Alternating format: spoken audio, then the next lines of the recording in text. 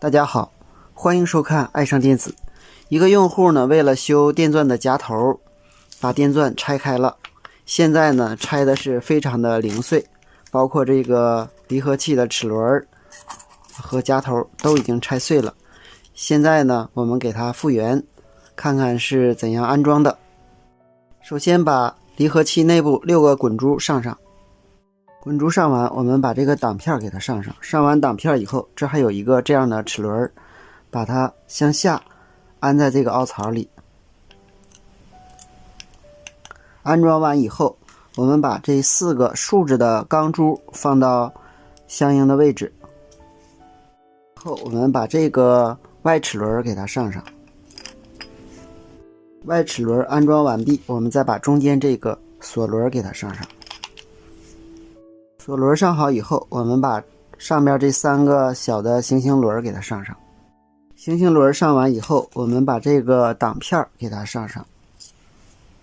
挡片上完以后，我们要上这个齿轮，给它放到中间。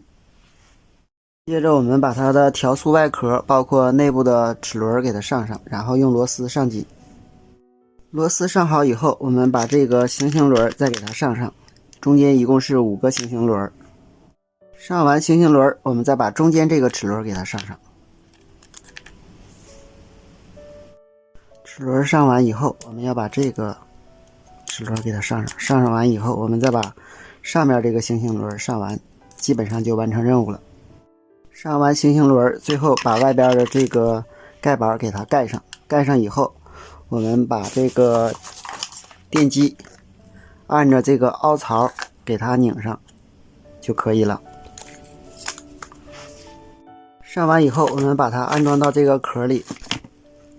好，上上以后，电机线这个位置开了，我们给它焊上。好，组装完成。这是它的指示灯，这是它的正反转开关，这是它的总开关。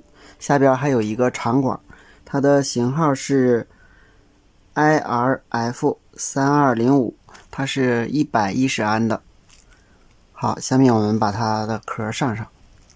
好，到这里我就把它组装完毕，完全正常了，只需要换一个夹头就可以了。选择夹头呢，我们要注意一下它前面这个开口的直径，还要注意一下它的后边这个位置的直径，能够拧到我们这个上边。这个夹头呢都是有一个反扣螺丝，我们有的时候呢它是带的，如果不带呢也是可以的，因为我们这个反扣螺丝是可以拧下来的。另外在上的时候呢，要注意这个开关，这个是一个调速的开关，这个开关要安好，不然它波动起来比较费劲。一般这个夹头呢，它前边的开口呢是0到10毫米，或者是2到13毫米。